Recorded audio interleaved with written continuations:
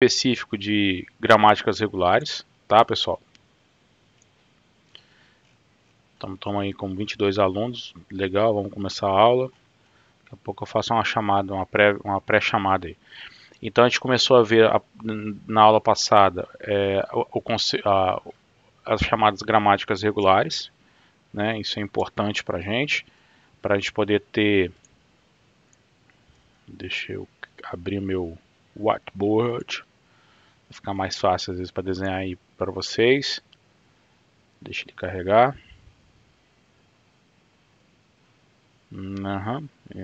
Tá ok. Eu quero um em branco.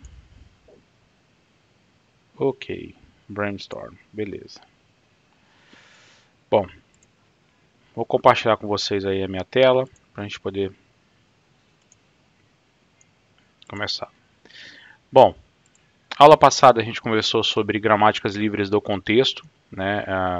Essas são gramáticas que têm a forma das regras de produção, uma forma muito bem definida, né? Gramáticas regulares, nós vimos que a gramática regular apresentava uma regra, a regra de formação das regras de produção da gramática bem definida, ou seja,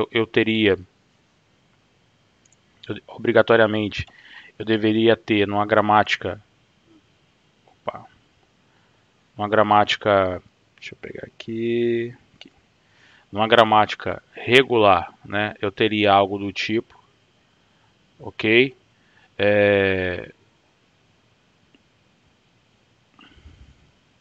Aonde aqui seria uma cadeia, tá, de símbolos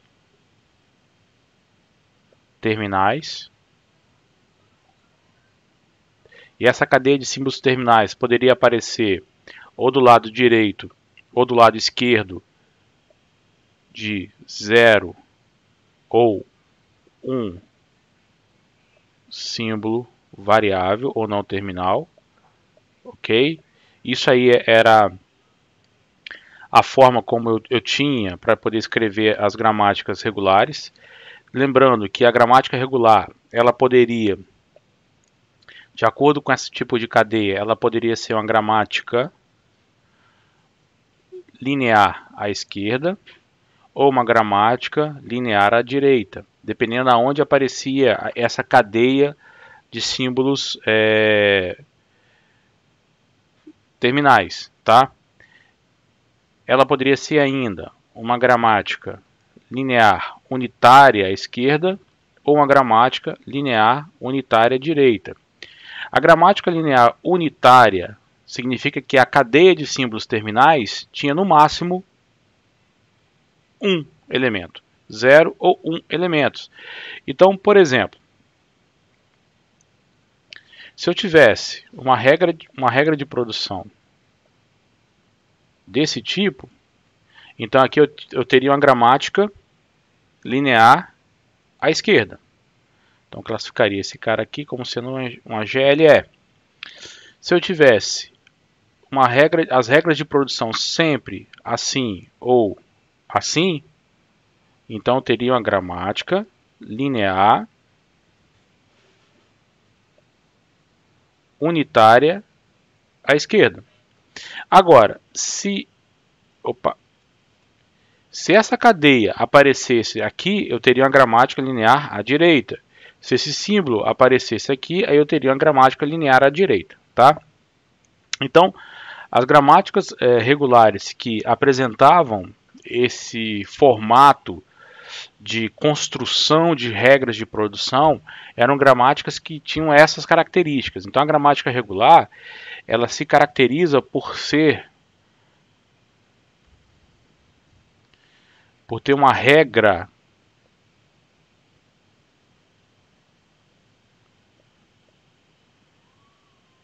da forma, né,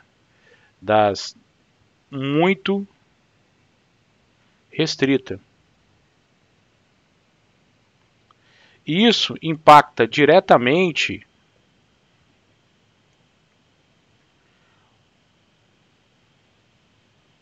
o tipo de linguagem que ela reconhece. Então, por exemplo, uma gramática regular, ela não reconhece linguagens com duplo balanceamento.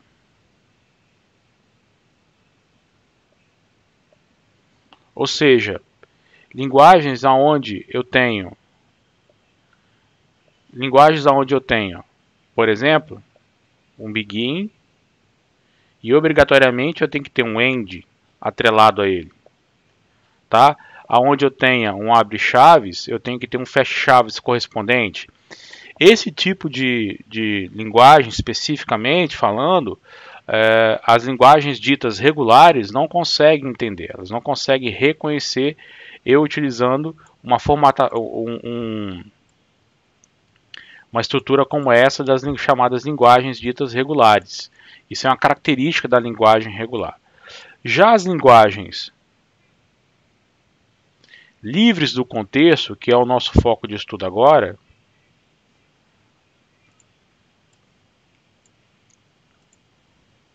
ou seja, já as GLC, ela tem a característica que eu vou ter um símbolo não terminal à esquerda que deriva num alfa.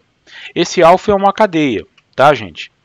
Esse alfa vai ser a combinação dos símbolos terminais e dos símbolos não terminais ou variáveis, podendo ser vazios ou qualquer combinação. Então, aqui no caso das linguagens, das gramáticas regulares, se eu tiver uma regra de formação como essa, isso caracteriza uma GLC, gramática livre do contexto. Por quê? Porque no lado direito da regra de produção, eu tenho dois símbolos variáveis. Eu posso ter uma cadeia de qualquer tamanho de símbolos, combinando símbolos variáveis e símbolos não variáveis. Isso caracteriza as chamadas gramáticas livres do contexto. Nós vimos uma gramática livre do contexto logo no início aí dos nossos estudos, quando eu mostrei para vocês aquela gramática que gerava números naturais. N que deriva em Nzão D, ou N que deriva em Dzão, e Dzão que deriva em 0, ou no 1, ou no 2, até no 9. Isso aqui é uma GLC. Por que é uma GLC? Porque basta que eu tenha uma regra de produção com essa característica aqui, como está aqui, ó, que caracterize para mim, deixa eu aumentar aqui, tô chique demais. Basta que eu tenha uma regra de produção como essa, que vai caracterizar para mim o fato dela ser uma GLC, ok? Então, sempre tentem identificar essas gramáticas. Eu posso cobrar, eu vou cobrá-la, evidentemente, ao olhar uma regra de, isso aqui é uma GLC. Mas algo que tem que ficar bem claro também é que dentro da hierarquia de Chomsky, eu tenho como nível 0 as gramáticas regulares e no nível 1 eu tenho as gramáticas livres do contexto. As gramáticas livres do contexto contêm as gramáticas regulares, tá, gente? Isso é uma relação não é uma relação do tipo as GRs são a parte das GLs. Não, as GLCs contêm as GRs, ou seja, ela é um subgrupo dentro desse grupo que é chamado gramática livre do contexto. Então esse grupo aqui está contido dentro desse grupo. Quer dizer o quê? Que todas as gramáticas regulares são livres do contexto? Sim, mas nem todas as gramáticas livres do contexto são regulares. Ok? Isso aí tem que ficar bem claro aí para vocês, para a gente poder caracterizar bem esse conceito entre essas duas estruturas, tá? Essas duas gramáticas aí dentro da hierarquia de Chomsky, que é a hierarquia das chamadas gramáticas formais. Tá? Então a gente fez aí um resgate, um breve resgate aí dessas estruturas para ficar fácil para a gente entender, ou menos difícil, para a gente entender a diferenciação entre essas duas famílias de gramáticas. Então vamos voltar aqui ao nosso material. Então vamos lá. Então as gramáticas livres do contexto, elas têm essa característica, que é uma característica muito forte das regras de produção dela. Isso aqui é um símbolo variável à esquerda que deriva em uma cadeia de símbolos que são compostos pela combinação de símbolos variáveis e símbolos não variáveis, podendo ser inclusive o vazio, porque esse operador aqui me diz que é zero ou mais combinações, tá? Daí vem a definição mais clássica que nós temos aqui de uma dita gramática, tá? Ou seja, de uma linguagem formal. A linguagem formal ela é constituída por um conjunto de palavras. Essas palavras obrigatoriamente as palavras obrigatoriamente têm que ser formadas por símbolos terminais. E como é que eu obtenho essa palavra? Através da aplicação da regra de produção da gramática, a partir do símbolo inicial da gramática, aplicando uma ou mais regras de produção. Então isso aqui vai, desde as nossas primeiras aulas lá, né, quando ainda estávamos presenciais, eu defini para vocês essas linguagens a definição da linguagem formal.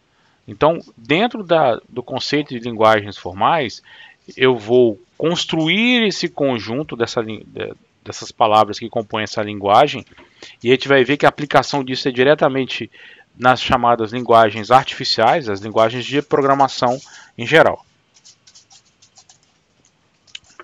Tá? Aí a gente volta dentro daquele conceito que nós acabei de mostrar para vocês, que dentro da estrutura, na realidade eu mostrei lá a gramática, mas é a linguagem, né? Dentro da hierarquia de Chomsky, eu tenho a linguagem livre de contexto, ela vai ser o conjunto das linguagens livres de contexto vai conter o conjunto das linguagens ditas regulares. Tá? Eu falei gramática, mas é linguagem. Entenda assim. Fala de tanto gramática, acaba até esquecendo das linguagens.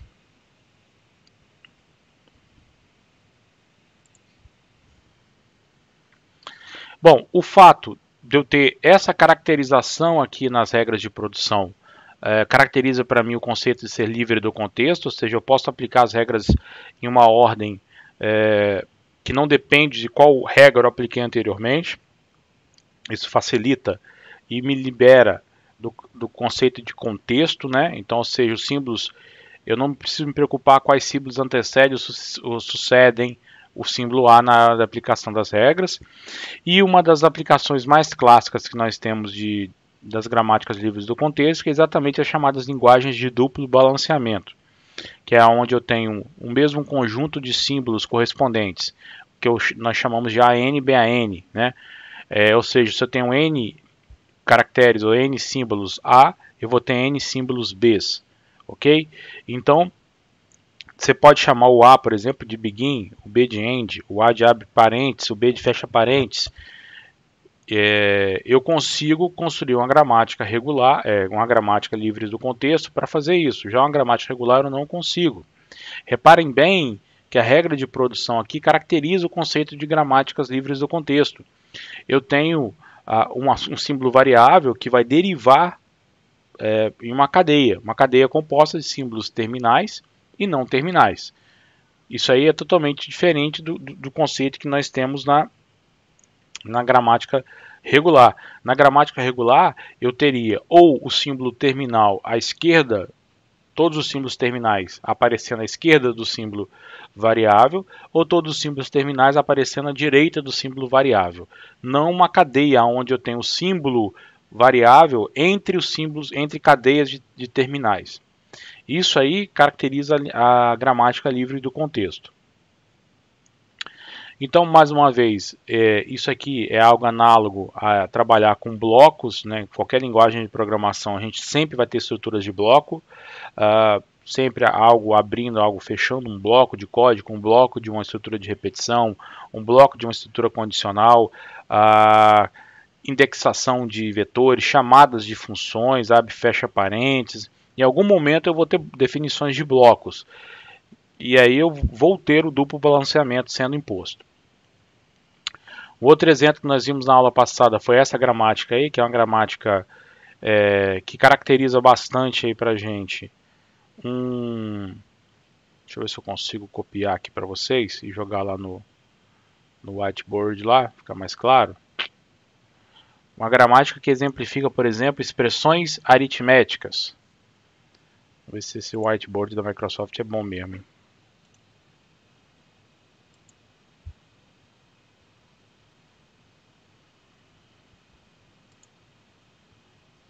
Ah, tinha que dar um clipboard. Ó, tá aqui. Pequenininho, mas tá, ó. A gente consegue redimensionar ele? Olha só, já ia falar mal, hein, gente? Pela madrugada. Então, olha aqui. Esse aqui é um exemplo dessa nossa gramática.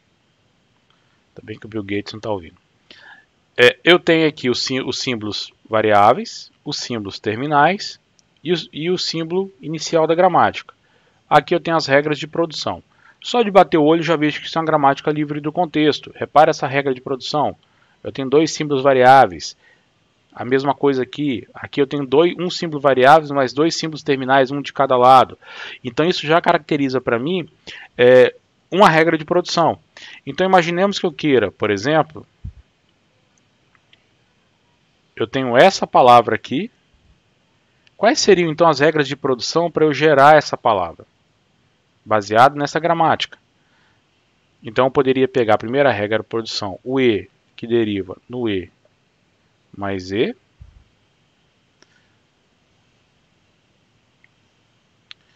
Depois eu poderia pegar o E, que deriva no E, abre colchetes, E, colchetes. E aqui do ladinho eu vou colocar como está a palavra sendo gerada, tá, pessoal? Para ficar mais fácil para a gente. O E mais E. Então aqui eu passo a ter o E mais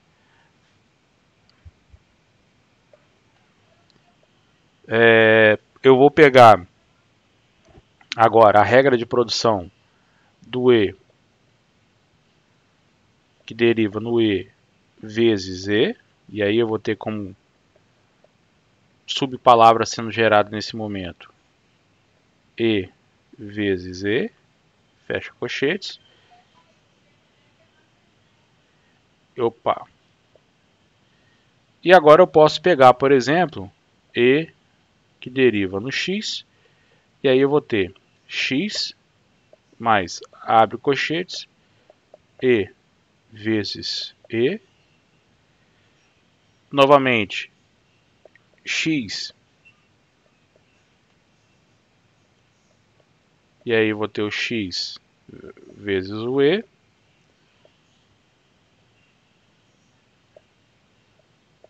e aí eu vou ter o X, que vai derivar no X, mais X, vezes X, fecha colchetes, que é a palavra, se eu não me engano, é a palavra que eu queria obter, está aqui em cima. Então, reparem bem, coisas que a gente tem que entender aqui dentro desse conceito aqui.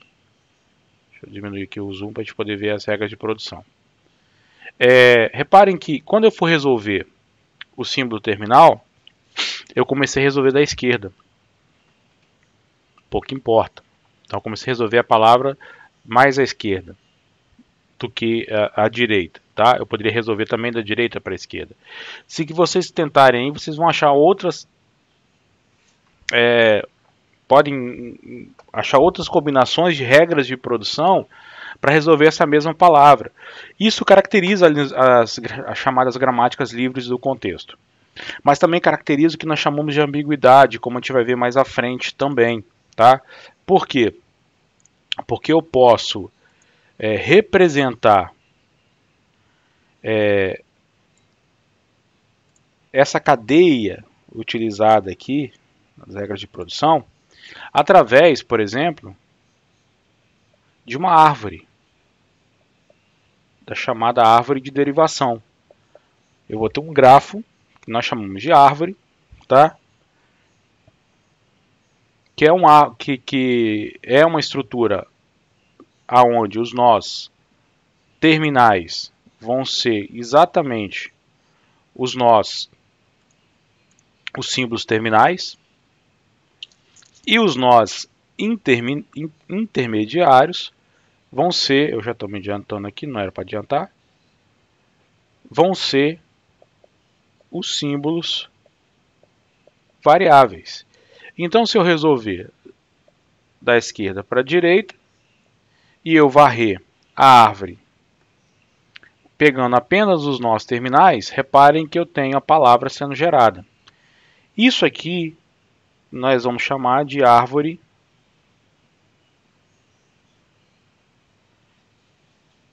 de derivação, tá? E essa é uma estrutura importante para a gente, que a gente vai trabalhar com ela bastante dentro aí dentro das GLCs. Tá? Essa é uma estrutura interessantíssima para a gente poder trabalhar dentro do conceito de GLCs, e a gente vai trabalhar bastante com essa estrutura. Vou voltar aí nos nossos comentários, seguindo. Bom, na aula passada nós acabamos exatamente aqui, que é o chamado conceito de BNF, ou Backus-Naur Form, ou forma de Backus-Naur, tá? Backus-Naur foram dois pesquisadores da área de linguagens formais que pensaram numa forma mais compactada e sintética de representar as regras de produção de uma gramática livre do contexto na hora da documentação ou na hora da formulação de uma linguagem específica para uma linguagem artificial, como por exemplo uma linguagem como Pascal, como Java, como C, como C++, C Sharp, etc. Tá? Como é que eles criaram isso? Eles pegaram, olha, vou pegar a regra de produção e vou reescrever a regra de produção, aonde do lado direito eu tenho o símbolo variável, eu vou ter esse operador dois pontos igual, que dependendo da literatura eu posso manter a seta, eu posso ter o igual, tá? Eu posso ter dois pontos igual, por exemplo, fazer ponto aqui nesse negócio aqui é complicado, tá? Tudo depende de como a gente vai trabalhar esses caras. Os símbolos variáveis, em algumas literaturas, ele é marcado por esse símbolo de maior ou menor. Alguns utilizam abre aspas e fecha aspas para os variáveis. Outros não utilizam nada. Né? Como é que eu sei que um símbolo é variável? Porque em algum momento ele aparece do lado esquerdo da regra de produção. Então aqui, vamos lá para o nosso dashboard. Fica legal para a gente poder investigar aqui os casos que a gente quer trabalhar. Vou chegar aqui para o ladinho aqui.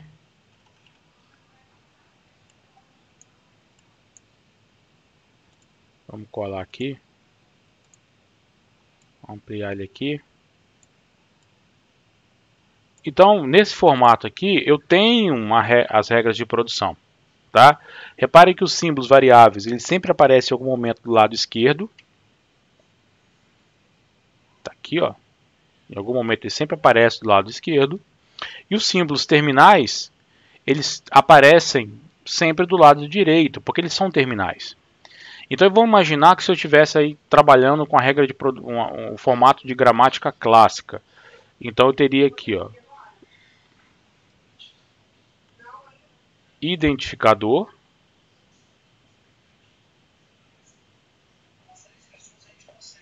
deriva em letra, tá? Ou identificador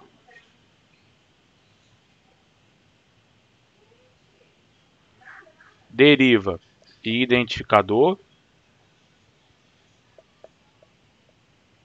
seguido de uma letra. Lembre o seguinte, letra seria, vou até voltar aí, eu vou dar um back aqui, eu vou associar aí as nossas letrinhas simples, que eu acho que foi a causa de confusão da aula passada. Deixa eu apagar aqui. Vamos pensar o seguinte, opa, bodega. Vamos chamar o identificador, eu vou associar ele a nossa letra I. Letra, eu vou chamar ele do símbolo L, tudo bem? Dígito de D. Então, como é que ficaria? I que deriva em L, ou I que deriva em I seguido de L, ou I que deriva em I, D, tá? O L deriva ou no terminal Azinho, Bzinho, até Z, ou então o não terminal D deriva em 0, 1 ou 2 até 9. Então reparem, a associação entre o formato Backus-Naur e a gramática é direta. Mas por que se optou-se por esse formato Backus-Naur, a chamada BNF? Pela simplicidade da escrita, pela simplicidade da forma como a gente pode escrever. Na aula passada, acho que foi o Léo, ficou com dúvida em relação a esse final. Você vê que a relação é direta com a gramática, tá? É um formato diferente. E algo que a gente vai ver também é exatamente depois a EBNF. O que é esse E aqui? E de estendida, extended. Por quê? Porque eu vou introduzir operadores. O operador mais, o operador vezes, por exemplo, o interrogação. O que vai significar o operador mais para mim? Uma ou mais repetições. O que significa o operador asterisco ou ni? 0 ou mais repetições. O que vai significar para mim o operador interrogação? Que naquela posição posso ter um símbolo, como posso ter nenhum símbolo. Mas se eu tiver, eu vou ter apenas um. É 1 ou 0 naquela posição. Isso aí são alguns exemplos de operadores, tá? Eu vou abrir aqui para vocês. Vamos lá, em acadêmico, material de aula, cadê bacharelado, material de aula, minhas disciplinas, disciplina pra caramba que eu já dei, né? LFA, deixa eu ver aqui um exemplo aqui de uma gramática para te poder... Aqui, ó, gramática do Java, que acho que fica mais próximo da realidade aí, da maioria de vocês. Tá, essa é uma gramática antiga do Java, torto, né? Fica até difícil para ler. Deixa eu abrir aqui, fica mais fácil, né? Java BNF.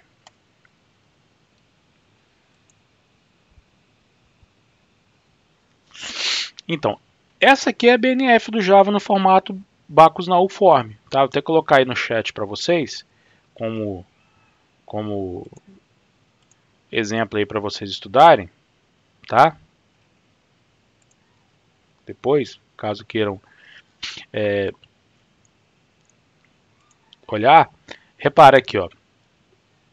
Compile unit é igual a um pacote, olha aqui, ó. Eu posso ter um package, e se tiver apenas um package declaration, ou um import declaration, ou um type declaration. O que é o package declaration? O package declaration é o não terminal, tá? Associe isso que está entre maior e menor a letras maiúsculas, como a gente fez até agora, né, nas nossas gramáticas, ao não terminal, deriva ao terminal package. Package é uma palavra reservada do Java, vocês sabem disso, ou deveriam saber. Seguida do chamado package name, que é um símbolo variável, seguido do terminal ponto e vírgula. Declarações de import pode derivar em uma import declaration, que é a declaração de um único import, ou volta no import declaration, olha o loop aqui, ó, seguido de outro import declaration. Quem é o import declaration?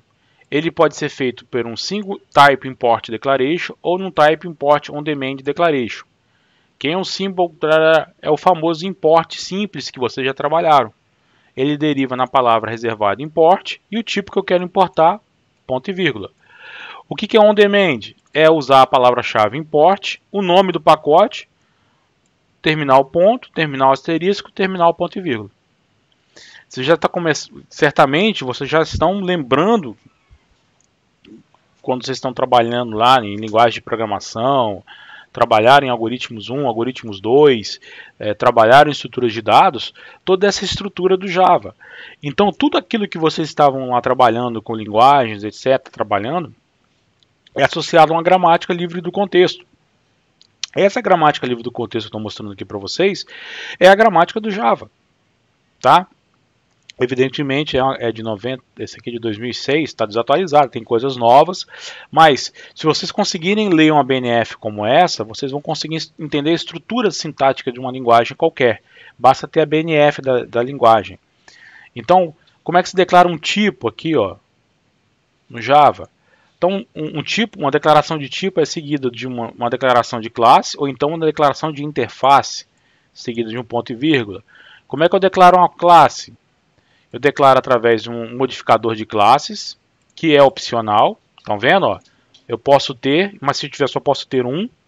O terminal class, um identificador, que é o nome de alguma coisa.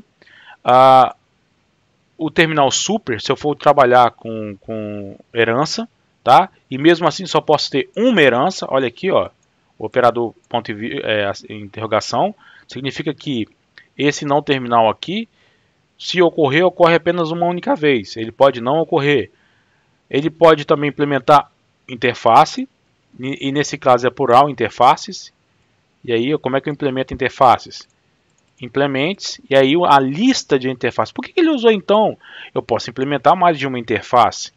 Mas por que ele utilizou então o interrogação ali? Porque o não terminal interfaces ele é definido pelo terminal implements e uma lista de tipos de interface. Porque eu só posso ter um implements. Implements, interface 1, vírgula, interface 2, vírgula, interface 3 e assim segue. E aqui eu tenho a definição de lista de interfaces. Modificadores de acesso de classe, public, static, abstract, final. E aí segue, galera. Vocês vão seguindo aqui, ó, vem todas as definições das linguagens, da linguagem Java, dos comandos. Definição de tipos, tipos primitivos. Um tipo ele pode ser um tipo primitivo, um tipo por referência. Um tipo primitivo pode ser um tipo numérico ou então um boolean. Um numeric type ele pode ser um tipo integral ou um tipo ponto flutuante. Então quem são os numeric type? Ou byte, ou short, ou int, ou long, ou char. Acabou aqui, cheguei no terminal. Tá? Um float point type pode ser um float, pode ser um double. Um tipo de referência pode ser uma classe ou uma interface. Ou então um array type, um array, um vetor. E aí eu espero que vocês já estejam se reconhecendo dentro dessa gramática, pelo tempo que vocês já trabalham com Java ou outras linguagens. Então toda a estrutura da linguagem Java está definida aqui, dentro da BNF.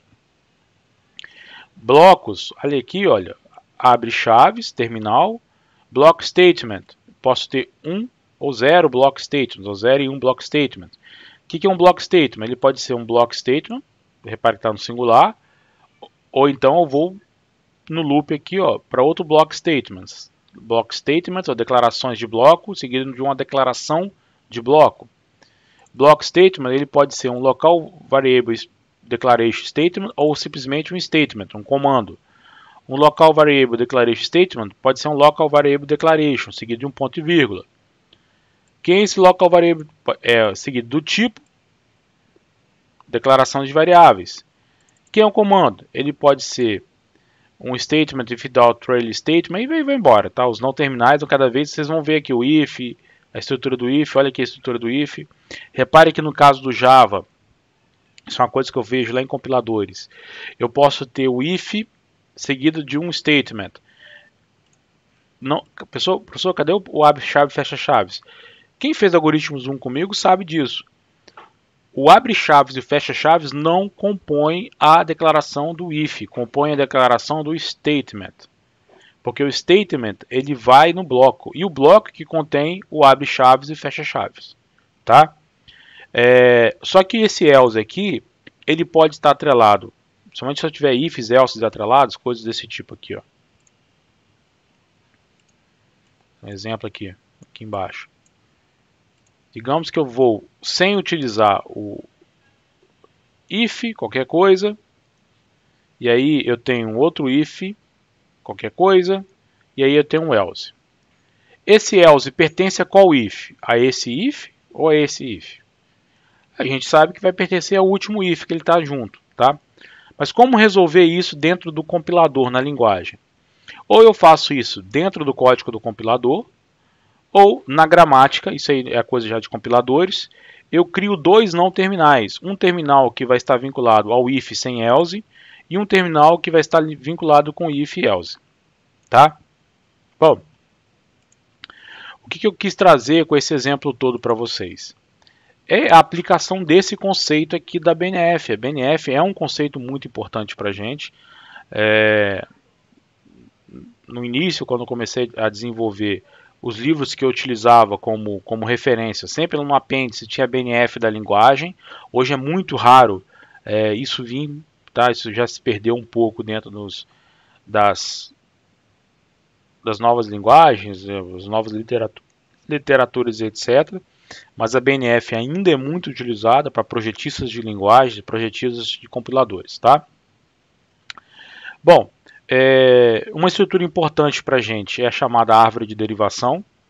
Essa árvore de derivação, eu vou formar as palavras, aonde eu vou ter o símbolo inicial da gramática na raiz dessa árvore, e vou ter os nós folhas dos terminais, como a gente acabou de ver no exemplo agora.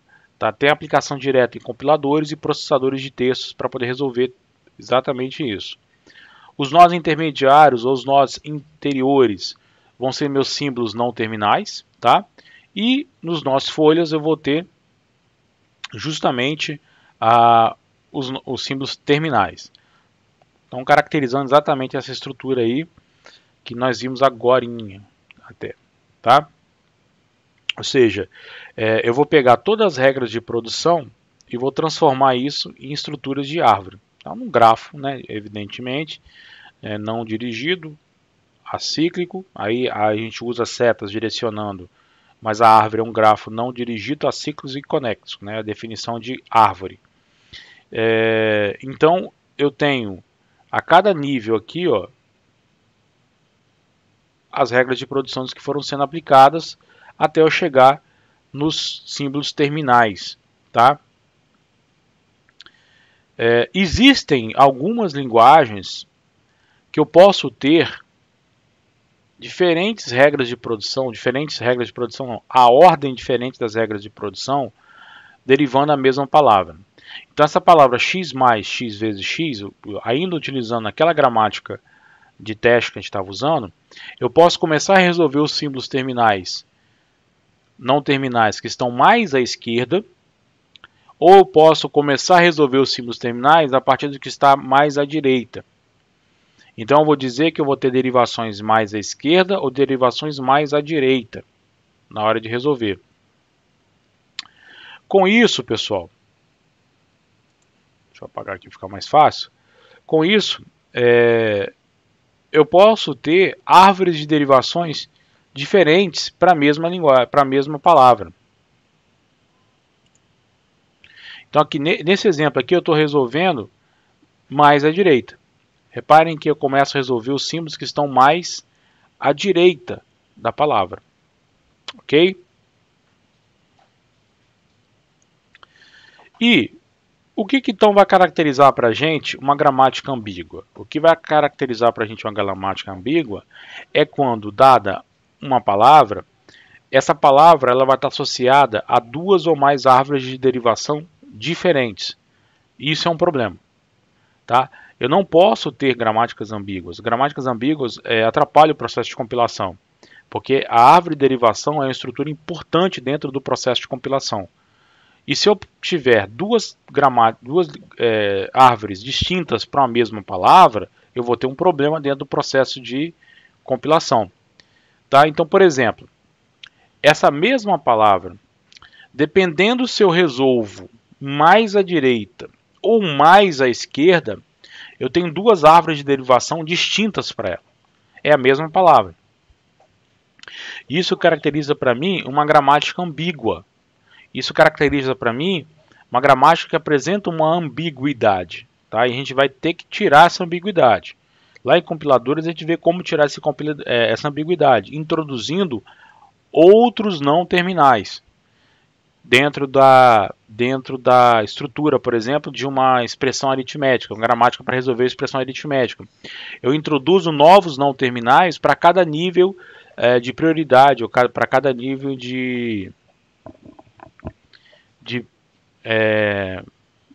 oh, meu Deus, eu faço vezes primeiro que o mais, como é que é mesmo? Eu esqueci o nome do termo lá da matemática. Para cada nível de precedência. E aí eu resolvo a questão da ambiguidade. Por isso, quando a gente voltando aqui, vamos tentar dar uma olhada aqui no exemplo da BNF do Java, vocês vão ver que existem vários níveis aqui, sendo, ó, expressão condicional, OR, AND, expressão de igualdade, aí a gente vai caindo, vai subindo os níveis, tá? Por quê? Porque isso é importante, introduzir esse conceito para fugir exatamente da questão da ambiguidade. A gente não pode ter essa ambiguidade, tá? Para isso a gente tem que evitar a introdução da ambiguidade o máximo possível.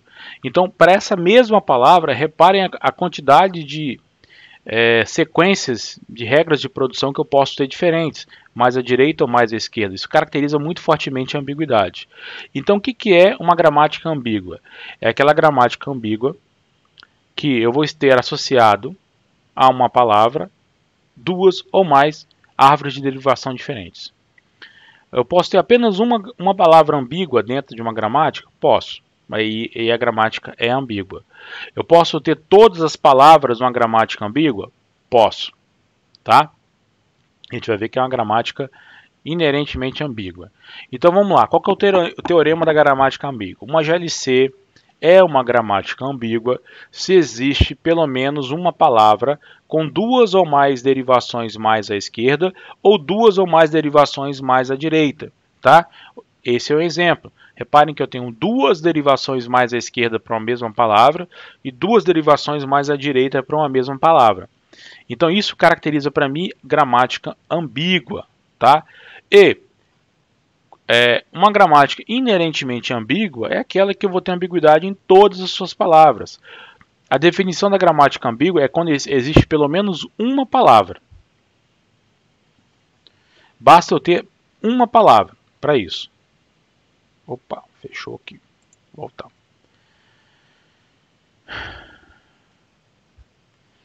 Então, pessoal, isso é algo que acontece muito com expressões aritméticas, para a gente fechar essa parte. E para isso, que a gente acaba criando, e vocês vão ver isso aqui em linguagens formais, a gente vai ver mais conceitualmente.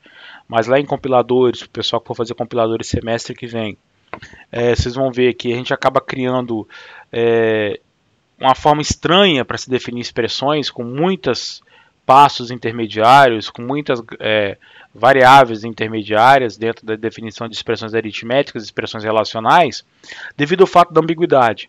Devido ao fato de a gente ter que tirar a ambiguidade, e uma das formas de eu não ter ambiguidade é eu introduzir novos não terminais. Tá? Novos não terminais para cada nível de precedência das operações. Lembrando que eu vou ter operações relacionais e operações aritméticas. Quem é que tem mais precedência? A operação aritmética e depois a operação relacional. Então, se eu tiver uma operação relacional envolvendo operações aritméticas, primeiro eu tenho que resolver o A mais B para depois comparar o resultado com o C. Então, se a gente for ver as regras de produção, vocês vão ver que as operações relacionais aparecem primeiro e as operações aritméticas depois. Por quê? Os não terminais de menor precedência aparecem primeiro. Isso a gente vai discutir depois isso lá em compiladores, porque a gente vai uma análise recursiva descendente, etc. Mas isso tem que ficar já no mapa, aí no radar de vocês, para entender isso aí. Eu sei que quando chegar lá em compiladores, se eu estiver ainda dando essa disciplina, vocês vão falar que nunca viram, não lembram, né? Mas está gravado, está registrado, está no vídeo. E eu vou pedir para vocês verem o vídeo que eu estou guardando no YouTube para dizer que eu não falei sobre isso. Ok, pessoal? Então a gente fecha por hoje